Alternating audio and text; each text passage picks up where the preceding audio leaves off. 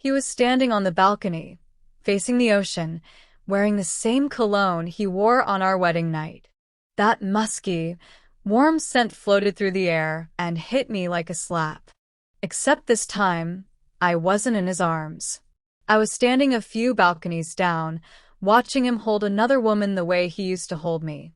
Her laugh, sharp, unfamiliar, cut through the breeze like a blade. I froze, my grip tightening on the railing, my heart pounding so loud I could barely hear the waves below. And as I watched him kiss her forehead, just like he used to kiss mine, something in me broke, and something else clicked into place. It wasn't grief anymore. It was resolve. A year ago, that exact suite had been ours. Room 508. The soft white curtains fluttering through the open windows, the clinking of champagne glasses, the way we danced barefoot on the tiled floor while the sun set behind us. Those moments were mine. Ours. I had chosen that resort, that suite, with love. It was our honeymoon, and for a while, I thought we were writing the first chapter of a long, beautiful story. I had no idea he was already halfway through a different book, with someone else. I met Mark when I was 27. He was charming in that effortless, practiced way that makes you feel like the most important person in the room. He said all the right things, remembered tiny details about me, made me laugh during my worst days. When he proposed, it wasn't a question. It felt like a promise already kept. My friends said we looked perfect together. My mother cried at the engagement dinner. I believed with every part of me that I had found my forever. The first cracks showed just a few months into our marriage. Mark started working late, traveling more, forgetting things he never used to forget. I blamed the stress. He said it was temporary. I waited. I forgave. Until one night, I found a text on his phone. Can't wait to be back in our room next month. Same time, same view. It was signed with a heart and a name I didn't recognize. At first, I thought it was a mistake, someone else's message sent to him by accident. But deep down I knew. You always know. He tried to lie, of course. Said it was a coworker joking around. Said I was being paranoid. But I had already made the call to the resort, pretending to confirm our booking from the year before. The same suite was already reserved under his name. Same week. And no, I wasn't listed on the reservation. He was taking her to our honeymoon spot. I didn't confront him. Not yet.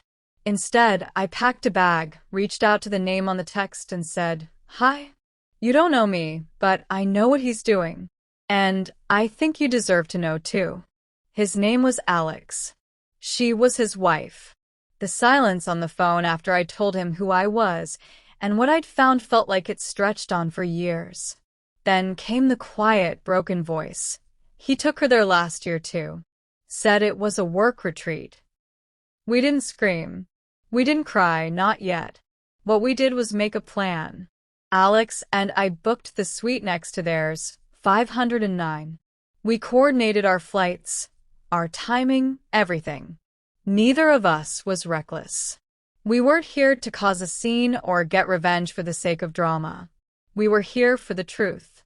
To see it with our own eyes. To end this chapter on our own terms. And now here we were. I stood on my balcony, watching the man I married lean into another woman with a soft smile on his lips. I recognized that smile. I used to chase it. I used to fall asleep believing it meant something. But now it just made me feel sick. Alex appeared beside me, quiet, composed. "There they are," he said, his voice even, like he was just stating the weather. We watched in silence for a while. She touched Mark's chest, laughed at something he whispered, and then they disappeared inside. I felt like throwing up. Alex looked over at me. "You ready?" I nodded. I didn't feel ready. But I was done waiting. We walked to the lobby first, calmly, like tourists just taking a stroll. I asked the front desk to send champagne to room 508, with a special note. I said, smiling. The receptionist didn't ask questions. The card said, Asterisk to the happy couple. May your lives always feel this real. Asterisk. We waited a few minutes, enough time for the knock on their door, the confused thank you, the card being read. Then Alex and I knocked on the door ourselves. Mark opened it. The look on his face when he saw me standing there with Alex was something I'll never forget. Confusion, horror, guilt. It all crashed over him like a wave. The woman behind him, tall, red dress, bold lipstick, peeked over his shoulder.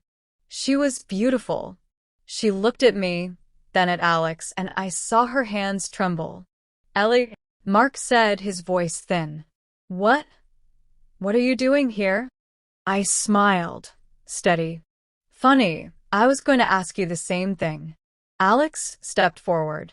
We thought you two could use a little company. Silence. Then chaos. There was no screaming, no slapping, no name-calling, just unraveling. Mark's words twisted into each other, lies stumbling over more lies. She backed away, looking at him like he was a stranger. Alex said nothing, he didn't have to. The truth was doing all the talking. Eventually, she left. Said nothing. Just picked up her bag and walked out.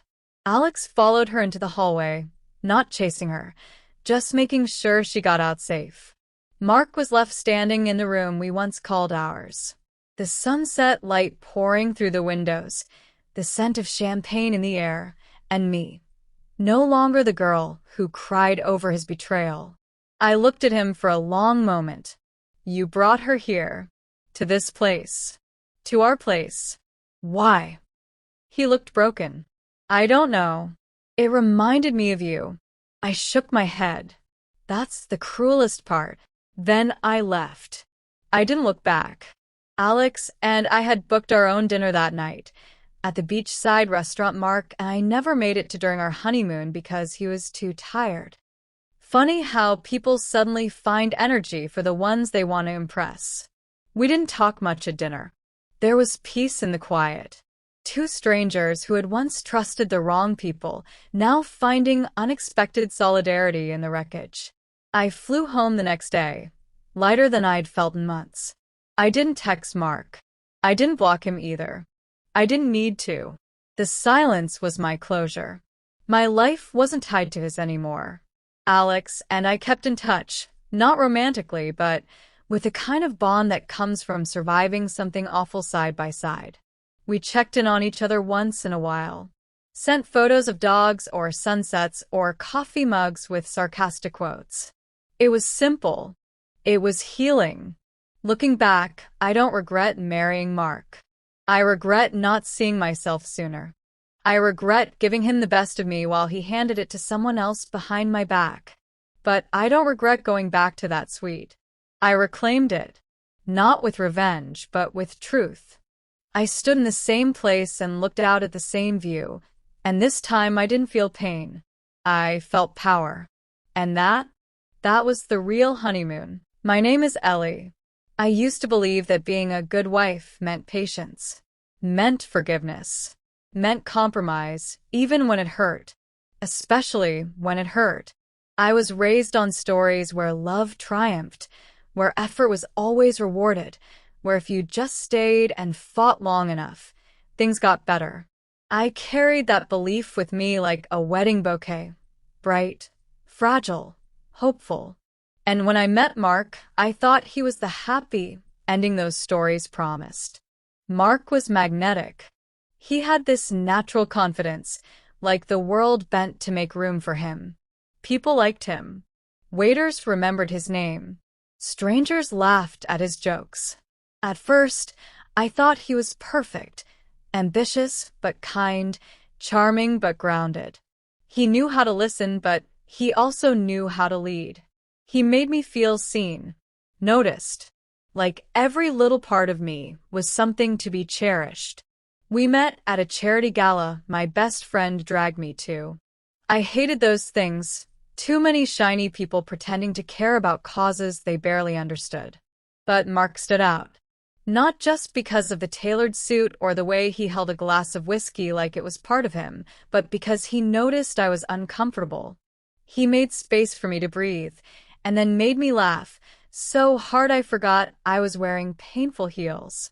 Our love story was fast, a little reckless, and full of sparkle. 3 months after that first night, he introduced me to his family. 6 months in, we moved in together. By the end of the year, we were engaged. And though there were moments I hesitated, moments when his temper flared just a bit too hot, or when he dismissed my concerns with a practiced smile, I brushed them off. I told myself, no one's perfect. That I was lucky. The wedding was beautiful. Small, intimate, held in a garden with fairy lights strung through the trees. I wore my mother's veil. He cried when I walked down the aisle. I believed every word of his vows. On our honeymoon, we spent hours talking about the future. We'd have 2 kids, maybe 3. A golden retriever. A house near the water. He told me I was his anchor, his peace. I told him he was my adventure, my home. But something shifted when we got back. Mark became distracted, distant. He stopped calling me during the day, something he used to do even just to say he missed me. He started traveling more for work, always last minute, always vague. He'd say things like, "You know how things are," or "It's just a lot right now." I told myself it was normal. The honeymoon phase fades. Real life kicks in. But I couldn't shake the feeling that something wasn't right. He wasn't cruel. He didn't yell or insult me. In fact, that was almost worse. He was just absent. Like he was slowly fading out of our life, while leaving the shell of himself behind. The man who once planned surprise date nights and left notes in my purse now forgot our anniversary and didn't notice when I got a haircut I'd been nervous about for weeks. I started to doubt myself. Was I too sensitive? Too demanding? Maybe I'd changed. Maybe I wasn't fun anymore. It wasn't until I found that message on his phone that everything clicked. I had been organizing photos for our anniversary slideshow, a small gesture, something to remind him of all the love we'd shared. His phone buzzed beside me. A message preview flashed on the screen. "Can't wait to feel your arms around me again. Room 508, right? Just like last time." My heart stopped. I didn't open the message. I didn't have to. I just sat there, staring at it, hands trembling. My brain raced to find excuses. Maybe it was for someone else. Maybe it was work-related. But no. Room 508 was our room. The one with the ocean view, the balcony, the soft yellow tiles. The one we'd picked together. I wanted to scream. To cry. But instead, I went quiet. That silence became my armor. That's when I reached out to Alex. I found him through social media. His wife's name, Rachel, was mentioned in the message chain, and a quick search connected the dots. She was tagged in photos with Mark from a tech conference he claimed was all business. She was the one in the red dress, the one I now know he brought to the same resort, same suite, under the same lies. I crafted the message carefully. "Hi, Alex. I know this might sound crazy, but I think your wife and my husband are having an affair. I'm not reaching out to hurt you. I just think you deserve the truth. I can prove it, if you're willing to talk." He didn't respond that day. Or the next. I figured he blocked me. I tried to move on. But 3 days later, I got a call. He didn't say anything at first. Just breathed. Then finally, I knew something was wrong. I just didn't want to see it. His voice cracked in a way that shattered something in me too. Here was a man on the other side of my pain, same storm, different boat. We talked for hours. Compared dates. Photos. Emails. Rachel had been working late. Mark had been handling meetings out of town. All the pieces snapped together, ugly and precise. Alex was calm, more than I expected. Analytical. I think he needed it to feel like a puzzle, not a betrayal. It hurt less that way. But when I told him they were returning to the same suite, same week as our honeymoon, something in his voice changed. I want to be there, he said. So, do I. That's when we made the plan. In the days leading up to the trip, I wrestled with my guilt. Was I becoming vindictive? Petty? Was this just revenge?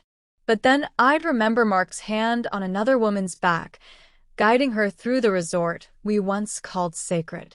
I'd remember the nights I cried alone, wondering why I wasn't enough. And I'd remind myself, this wasn't about vengeance. This was about reclaiming truth.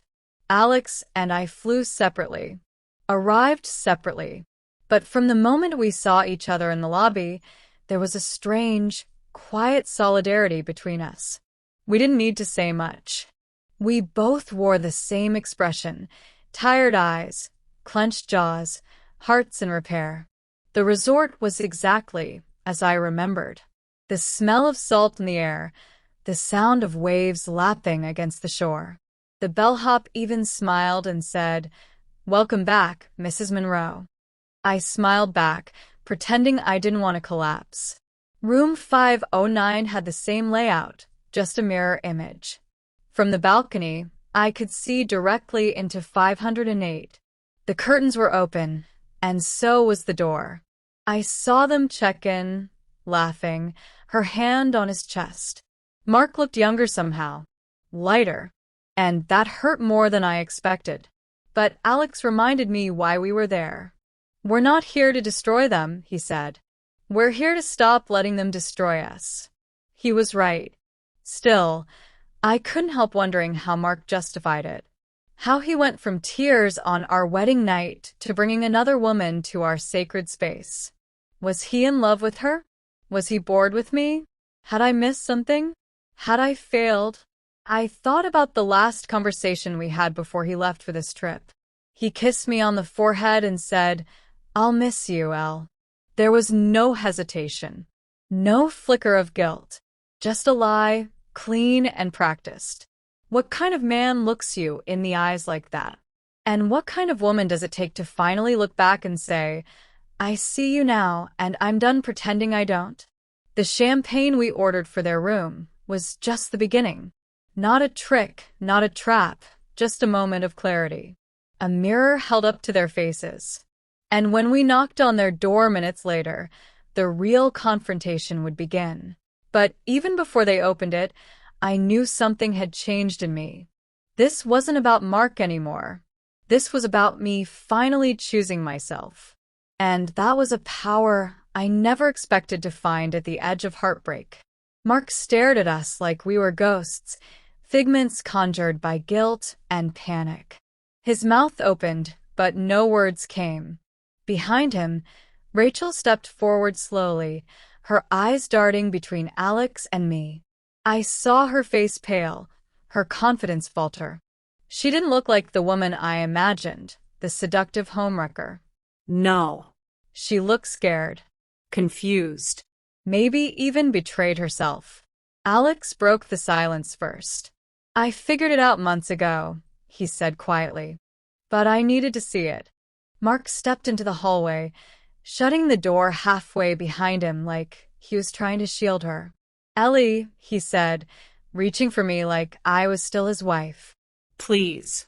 "This isn't what it looks like." I let out a breathless laugh, sharp as glass. "Then what is it, Mark? Because from here, it looks exactly like you brought your mistress to the place we swore was sacred." His eyes welled with something. Regret? Embarrassment? It didn't matter anymore. He'd made his choices long before we knocked on that door. Inside, I could see Rachel's silhouette behind the curtains. She didn't come out. She didn't say a word. She just sat on the edge of the bed, head in her hands. "Why here?" I asked, not screaming, just broken. "Of all the places, why here?" Mark looked down. "I don't know. Maybe I wanted to feel something again." "You mean feel me again?" I said, the bitterness finally rising. You brought her here to relive our moments. You couldn't even make new memories, you just stole the old ones. Alex stood beside me, jaw tight, fists clenched. But he didn't speak. He didn't need to. His silence was louder than rage. The hallway was quiet except for the distant ocean and our shallow breathing. "I'm sorry," Mark finally said. It was pathetic, empty, like saying sorry could glue back a shattered trust. "Sorry doesn't fix a marriage," I replied, meeting his gaze. "And it sure as hell doesn't erase betrayal." We walked away. No more screaming. No more explanations. Just silence, solid, final. Later that night, things began to ripple. Rachel left. Alone. We saw her check out with red-rimmed eyes and trembling fingers. She didn't look at us. Didn't speak to Alex. Just handed in her key and vanished. Back in a room, Alex looked exhausted. He sank onto the couch, rubbing his temples. I joined him, curling my knees up beside me. There was a strange comfort in sharing space with someone who understood without asking questions. "This hurts more than I thought it would," he said finally. "Even knowing, even seeing it, it still doesn't feel real." I nodded. I kept thinking maybe I was wrong, that there was some explanation. But seeing it, it made it final. He turned to me. "You still love him?" I didn't answer right away. "I think I loved the version of him I created in my head," I said. "The one who danced with me on that balcony. The one who cried during our vows. But that version doesn't exist anymore. Maybe he never did." We sat in silence, watching the moonlight ripple over the ocean. The next morning, things exploded. I hadn't expected the fallout to go public, but it did. Rachel's social media went dark. Mark's company released a vague PR statement about a temporary leave of absence. But people talk. Friends whispered. Mutual acquaintances messaged me privately, saying they were so shocked or always had a weird feeling about him. Suddenly, everyone had an opinion. Some were supportive. Others, not so much.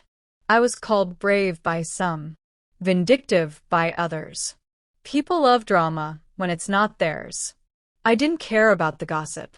What hurt most were the quiet questions from people I loved.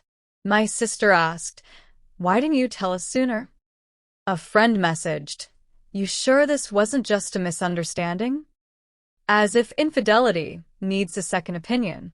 As if I hadn't spent months second-guessing every breath I took. Mark tried to contact me. Texts, emails, even a voice message once, left at 3 a.m. He was crying. Said he made a mistake. Said he wanted to fix it. I deleted it without listening to the end. But the real struggle wasn't him. It was me. I didn't know who I was without Mark. Without us. I had built an identity around being his wife. Our future, our plans, our home. And now I had to learn how to live without all of it. I cried in grocery store aisles. Slept through entire weekends. There were days I couldn't look at my own reflection without feeling stupid. But in between the grief, little flickers of hope began to glow. My best friend, Lila, came over one night with wine and Thai food. We didn't talk about Mark. We just watched bad movies and laughed. And for a moment, I remembered what it felt like to breathe. I went back to therapy. I started journaling again. And slowly, I started finding pieces of myself, buried under years of compromise and silence. Alex and I kept in touch. Not romantically, just honestly. We sent each other updates. Encouragement. One day, he sent a photo of himself hiking with the caption, *first solo trip. Feels weird. Feels good. I smiled for the first time in days. A few weeks after I got back home, I visited our old honeymoon photos. Not to cry, but to reclaim them.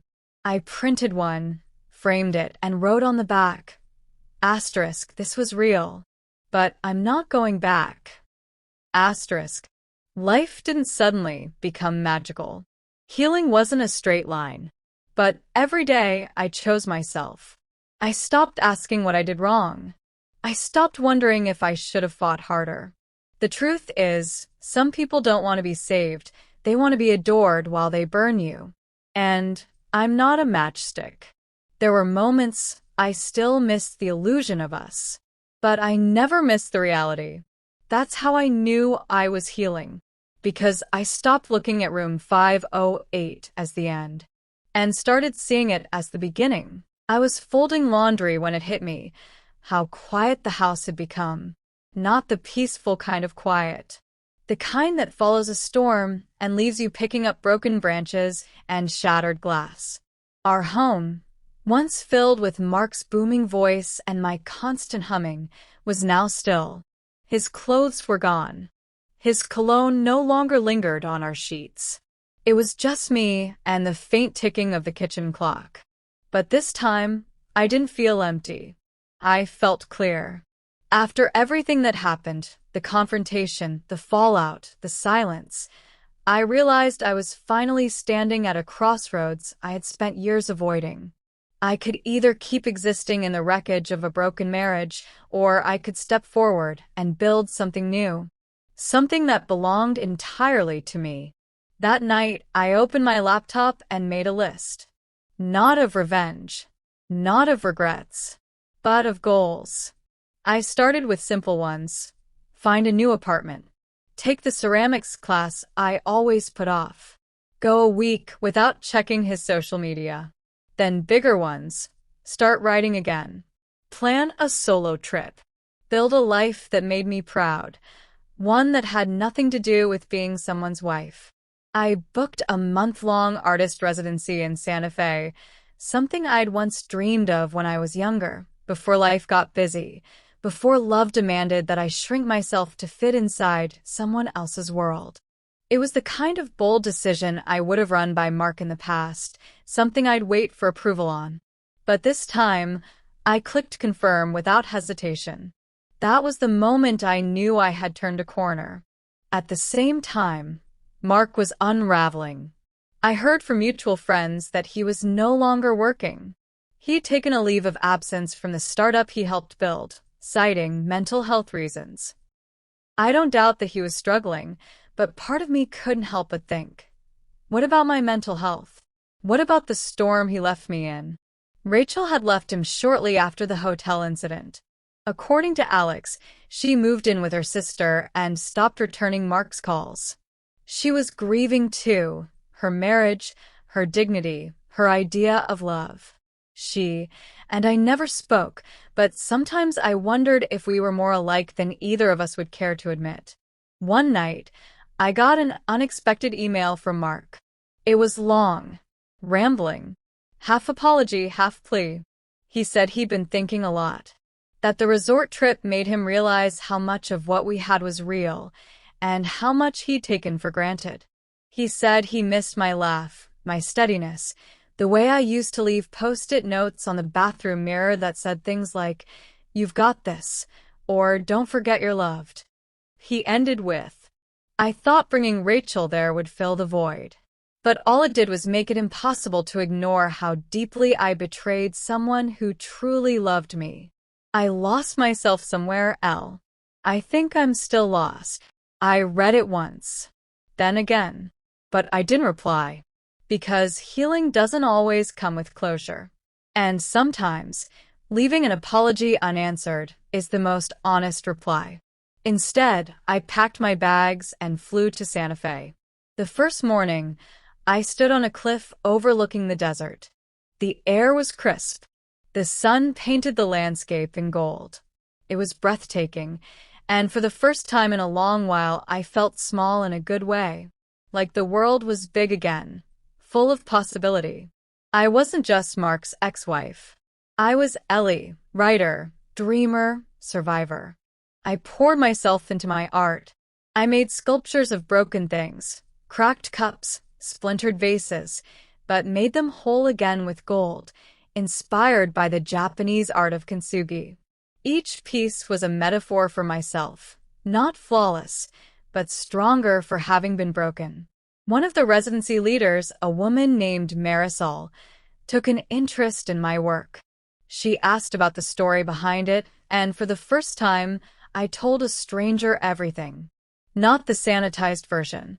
The real one. She listened, then smiled gently. "You didn't lose him," she said. "You found yourself." Those words echoed in me. Meanwhile, back home, Alex was thriving too. He and I remained in touch, occasionally sending each other updates, but we respected each other's space. He'd gone back to therapy. Started a nonprofit supporting spouses blindsided by infidelity, called The Room Next Door. He told me it helped him feel like something meaningful came from the pain. "I'm learning," he wrote once, "that closure doesn't mean happy endings. It means peace. And I'm finally getting there." 1 week into my residency, I received an invitation from a gallery in town. They wanted to feature my sculptures in a joint exhibit called Restored. It felt surreal, like all the brokenness had finally found purpose. But just when I thought the past was fully behind me, Mark showed up. Not in person, not directly, but through a message from a mutual friend. He'd started a blog about grief, regret, and rebuilding. In his latest post, he talked about a woman he once loved deeply, how he had crushed her without realizing what he had until it was too late. He didn't name me, but the story was unmistakably ours. It didn't anger me. Not anymore. If writing was how he processed the wreckage, then I hoped he found healing in it. But I also knew his healing didn't require my forgiveness. We were walking different paths now. The opening night of the exhibit was packed. People stood in front of my sculptures with glassy eyes, tracing the golden seams of each piece. They asked questions, took photos. A woman even hugged me, saying, "Your work makes me feel less alone." That night, I stood under the stars, glass of wine in hand, laughter echoing around me. And I felt free, not just from Mark, but from all the years I spent thinking love meant sacrifice, that to be good meant being small, that loyalty required erasure. My turning point wasn't a dramatic moment. It was 1,000 small ones. Choosing art over bitterness, truth over silence, myself over a man who couldn't see my worth. The tension that night wasn't from revenge or confrontation. It came from stepping into a new version of myself, one that didn't need someone else to validate her value. And as I watched the desert stars twinkle above the open sky, I realized I didn't need the past to end perfectly. I just needed it to end. The final night of the exhibit arrived with a strange electricity in the air. The gallery buzzed with voices, wine glasses clinked softly, and for the first time in what felt like forever, I stood in a space completely my own. No shadows from the past, no half-truths to explain away. Just my name, my story, and my art. Each of my sculptures stood on white pedestals under soft lights. The centerpiece, a bowl broken clean in half then pieced together with shimmering golden lacquer, bore a simple title, Room 508. People stood in front of it, quietly moved. Some took photos, others lingered, reading the small card next to it. Asterisk, sometimes the place where something ended is also where something begins. Asterisk. And then, just as the last of the guests began to trickle in, I saw him. Mark. He stood at the edge of the gallery, tentative, shoulders hunched like someone who no longer recognized how he fit into a room. He wasn't the man who once held my hand in wedding photos. He looked smaller, more fragile. His suit, once perfectly tailored, hung a little loose. His eyes, always bold and certain, now darted nervously across the room. I froze. My heart pounded, not with fear, not with longing, but with the deep thud of a wound I had worked so hard to close being touched again, gently but unmistakably. He walked slowly toward me, one hand holding a folded program, the other awkwardly stuffed into his coat pocket. I could feel the room dim around us, not literally, but in the way that old memories sometimes rush back with a force that steals all the oxygen. "Ellie," he said, voice barely above a whisper. I didn't move, didn't smile. I didn't offer the softness he once used to manipulate me. But I didn't turn away either. "I didn't expect you to come," I said plainly. "I didn't either," he replied. I saw the invite online. And when I saw the name of your piece, I knew I had to." I looked past him, out the window, at the city lights of Santa Fe twinkling like distant memories. "You shouldn't have come here to dredge it all up," I said calmly. "This night isn't about the past." "I know," he said quickly. "I'm not here to ruin anything. I promise. I wanted to say something in person. If you'll let me." I stayed silent, giving him a chance. He took a deep breath. "You once told me that room 508 was the happiest you'd ever been. I remember that morning. You sitting on the balcony with your coffee, your hair all messy, laughing because the wind blew my napkin away and I chased it down barefoot. That laugh. I hear it in my head sometimes. And when I brought her there, when I walked into that room with someone who wasn't you, I thought I could recreate that joy. But all I did was echo something I didn't deserve anymore." I said nothing, just watched him with clear eyes. "I can't undo what I did," he went on. "I can't give you those years back, or erase the nights you cried wondering why I felt so far away. But I want you to know this. Losing you woke me up. And it wasn't Rachel. It wasn't the media backlash. It was standing in that hallway, watching you and Alex look at me like I was a stranger." He swallowed hard. "I saw what I became. And it broke me." I didn't cry. I didn't comfort him. I just listened because I owed myself that. When he finished, he stepped back. "You don't need to forgive me. I don't even expect you to. I just needed you to hear it from me. Not from a blog post. Not from a mutual friend." For a long moment, I said nothing. Then finally I spoke. "Mark, I hope you find peace. But I'm not the person who'll help you find it anymore." His eyes filled with something, maybe sadness, maybe closure. "I understand," he said softly. "Thank you for letting me say it." He turned and walked away. And just like that, the chapter ended. Not with a slam or a scream, but with a quiet, decisive breath.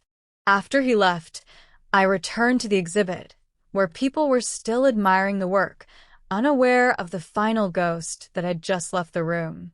I spotted Marisol smiling at me from across the space, then Alex, who had shown up an hour earlier, unexpected but welcome, lifted his glass in my direction. He wasn't there to rescue me, and I wasn't there waiting to be rescued. We were two people who had been broken by similar hands, and now found comfort in witnessing each other's strength. "I take it that was him?" Alex asked gently when he came over. I nodded. He said what he needed to say. "And did you get what you needed?" he asked. I smiled.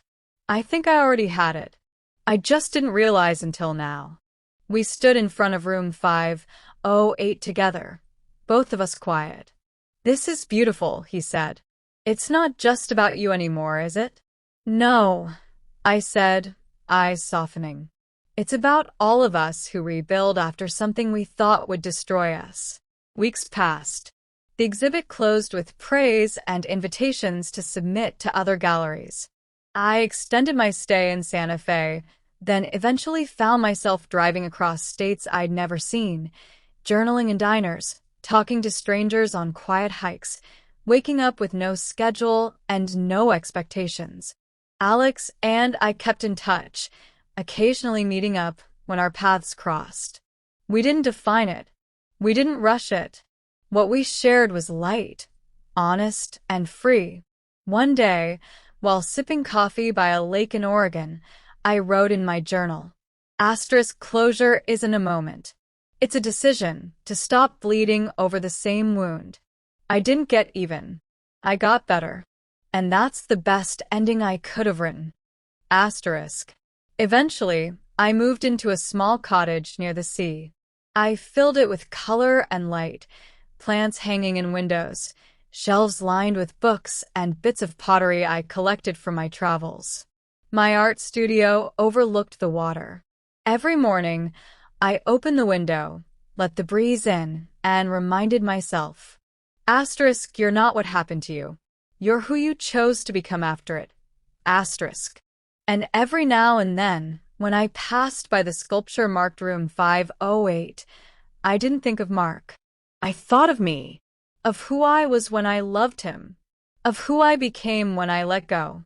And of who I was always meant to be.